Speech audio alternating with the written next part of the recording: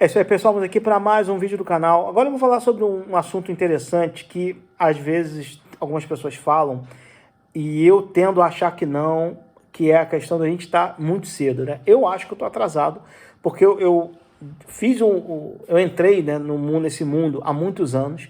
Quando eu entrei para informar-me mais, né, ou entender mais sobre offshore, ouro e tal, ou sobre como o dinheiro não é dinheiro, né? Quando a gente aprendeu foi quando eu conheci a primeira vez o Bitcoin e também quando estava mandando dinheiro para fora.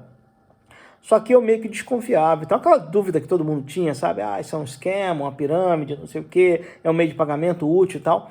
E eu vim entender de fato, ou meio que entender melhor o Bitcoin de um ano para cá, mais ou menos um ano para cá, né? E aceitar a minha humildade perante o desconhecimento, que eu acho que é importante também, tá? Beleza. Tirando isso, no mundo real, na prática, cara, tá muito no começo a questão do Bitcoin. É como até um cara lá falou no podcast da Swan, é como se você fosse pegar a Microsoft no dia do IPO dela. Imagina a Microsoft lá em 1992, você comprasse a ação da Microsoft naquela época. Porra, tava ruim? Então, quem comprou no começo se deu melhor, mas quem comprou em 92 não tava ruim, né? Beleza? Você acha que a Microsoft ainda vai crescer mais de valor? Eu até acho. E aí parece assim, putz, eu comprar a ação da Microsoft agora, é a mesma coisa o Bitcoin daqui a 10 anos, né? Hoje está cedo. Por que está cedo? Vamos lá.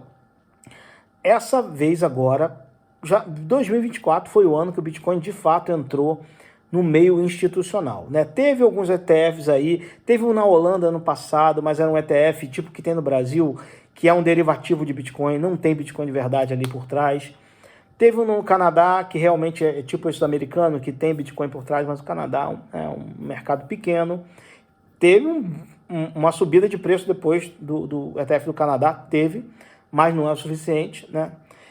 E aí, final do ano passado, começando esse ano agora, que começa o quê?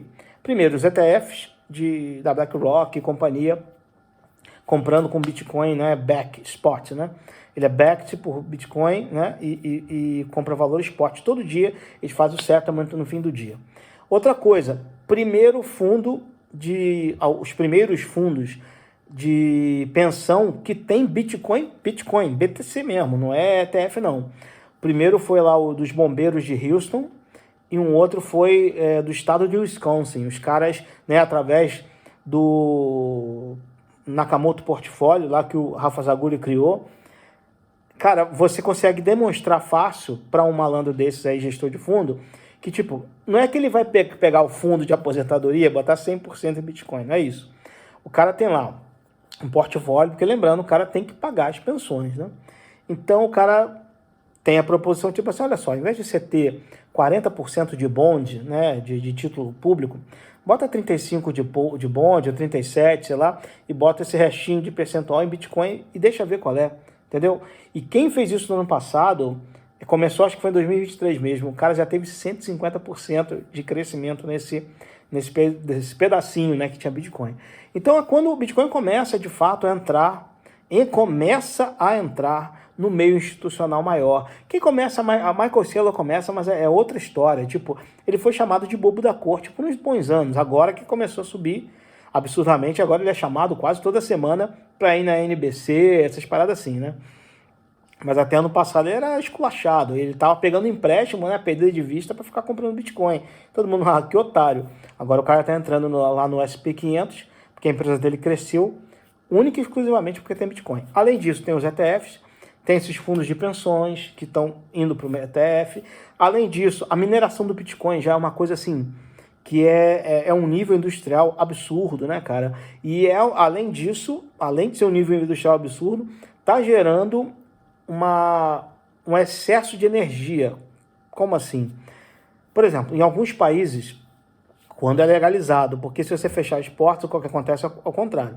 Se você abre a porta para a mineração do Bitcoin, legal, o que acontece é que o projetos de energia que não sairiam no papel, porque eles não teriam um consumo garantido 24/7, eles saem porque tem mineração legal garantida. Então, ou seja, quando o seu poço de gás ou a sua usina hidrelétrica, que é de pequeno porte, quando ela não fosse usada, ou seja, teria que ficar desligado, o que não ia acontecer, é ficar gastando à toa, e você agora pode usar parcialmente para minerar Bitcoin, mesmo com máquina velha. Pelo menos a energia de graça, né? Você ganha quando você liga no grid. Quando está fora do grid, você minera Bitcoin, né, no meio termo. Né? E nem precisa ter máquina das mais avançadas, né? Porque o teu custo de energia é zero. Quando você não deixa isso acontecer, você meio que torna ilegal, o que acontece é que quem vai minerar ilegalmente, o cara vai meter gato. Então, ao invés de você gerar uma abundância de energia, você gera escassez, né? Está acontecendo no Paraguai, porque quando é muito complicado você fazer uma coisa, meu irmão, vão fazer do jeito mais fácil, que é o jeito criminoso, tá?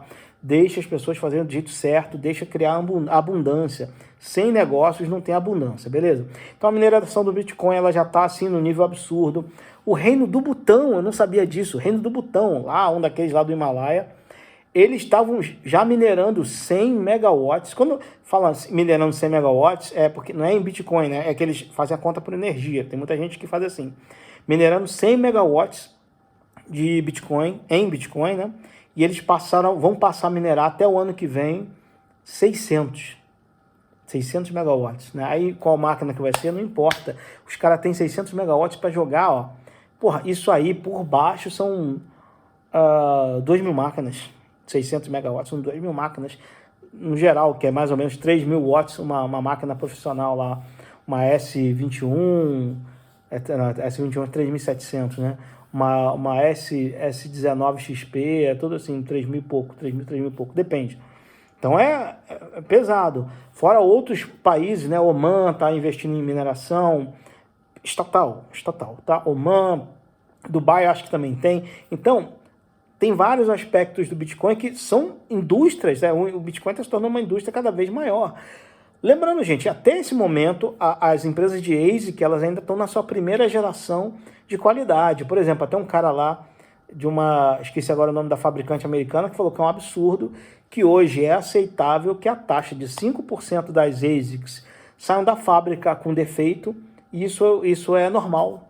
Imagina se a Google ia aceitar que 5% dos HDs, né, ou qualquer outra coisa que eles comprem, cheguem com defeito, e isso é assim mesmo, e tu não tem como reclamar. Pô, pelo amor de Deus, né? Imagina. Então, quer dizer, está muito novo. Então, a gente está na primeira geração da institucionalização do Bitcoin e, ao mesmo tempo que os estados estão entrando, não só na mineração, como também no esquema de compensação, né? Obviamente, vão ser os estados menores, tanto para mineração quanto para compensação. Ao mesmo tempo que a gente tem o desenvolvimento dos ETFs, tem o crescimento da Lightning, tem o crescimento de outras camadas. Então, está tudo crescendo. E aí você vê coisas, porra, por exemplo, e aí eu ri, cara. Eu vi ontem lá o Renatão, naquele podcast lá do Não Minta Pra Mim, um cara falando, Bitcoin derretendo a 63 mil. Eu ri, falei, caraca, tá de sacanagem. Ano passado, a essa época, tava o quê? Tava 22 mil. Esse cara que tá reclamando e podia ter quase triplicado o patrimônio dele. Eu tô falando só em dólar, nem em real, né? Se ele tivesse comprado naquela época.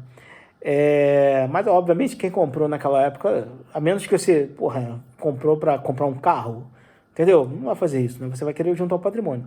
Outra coisa que eu achei interessante, que isso vai ser a pegada da próxima geração, não é essa ainda, mas da próxima, assim. Eu vi um cara não sei aonde. Minha meta, meu objetivo é conseguir chegar em 1% de Bitcoin, né? Como se fosse 1 centavo de Bitcoin. E isso é, hoje, né? Tipo $600, né? Tudo bem que em real, né? Tá dando 5,20, vamos ver quanto seriam, $650, deixa eu arredondar bem para cima, vezes 5,20, né? Dará uns R$3.300, ok, tu pode pegar tua FGTS, né, sei lá, alguma coisa assim. Não é um dinheiro que o pessoal tem sobrando, mas, porra, não faça isso teu objetivo de vida. Pode até fazer com o objetivo inicial e depois, minha meta agora é 10% do Bitcoin e tal, depois tentar um Bitcoin inteiro, enfim. Mas está tudo muito no começo, gente, sabe? Aquela questão da autocustódia, a gente está nessa divisão agora, né? Será que a autocustódia ela vai continuar por muito tempo? Será que as próximas gerações de bitcoinheiros, eles vão fazer autocustódia? Será que vai valer a pena? Porque, por exemplo, se o cara não consegue comprar 100 mil satoshis, cara, porra, fica difícil, né, cara, fazer autocustódia na primeira camada, né? 100 mil tá quanto hoje? Deixa eu ver aqui. Tá 65 mil, né? Tá 60. Eu vou botar 60. Eu tenho feito a conta como 70. A 73 mil, né? Vezes 200 mil satoshi, né? Seria 0,0. seria na terceira casa, né? Seria $130, né? Não é tão barato, né? Realmente é. 200 mil satoshis é um valorzinho alto. Que em real seria quanto? Rapaz, o negócio vai ficar caro, hein? 5,20, né? Que eu falei. R$ 700, cara. 200 mil satoshis. Uma coisa que, há, sei lá, uns 6 anos atrás era irrelevante. Enfim, é isso, cara. Não sei se vai ter autocustódia em primeira camada. Talvez seja um sonho, tipo, consegui subir para a primeira camada, vai ser legal, né? Se o cara conseguiu comprar pelo menos 1% de Bitcoin. Enfim, vamos ver. Como que vai desenrolar. Eu acho que vai acontecer aquilo que quem fala muito isso, o Diego Collin, que as pessoas vão usar Bitcoin de outras camadas e nunca vão ter nem sequer um TXO. É bem possível. Ainda dá. Eu acho que nos próximos 4, 8 anos ainda dá. Mas quem entrar depois de 2032, cara, 2034, vai ter o TXO mesmo não. Vai ser só... o cara vai trabalhar por $1 colateralizado ou $1 de alguma forma assim, que ele, se ele quiser, ele troca pelo valor do Bitcoin, né? Mas não exatamente vai ter a parada lá, porque ele não vai conseguir juntar. Ele vai ter que juntar um monte de satoshinhos para, de repente, conseguir ir para primeira camada. Só isso vai ser tipo uns 2.000 satoshis, só para você fazer essa jogada, né? Vamos ver. Mas é interessante saber que está cedo, e se você ouviu os meus conselhos desde lá do começo do canal, principalmente nesses últimos tempos, né, você talvez tenha feito parte dessa elite que vai ter 0,01%, rapaz. Vai ficar raro isso no futuro, hein? Vai ficar raro. Beleza, gente? No mais isso aí, valeu.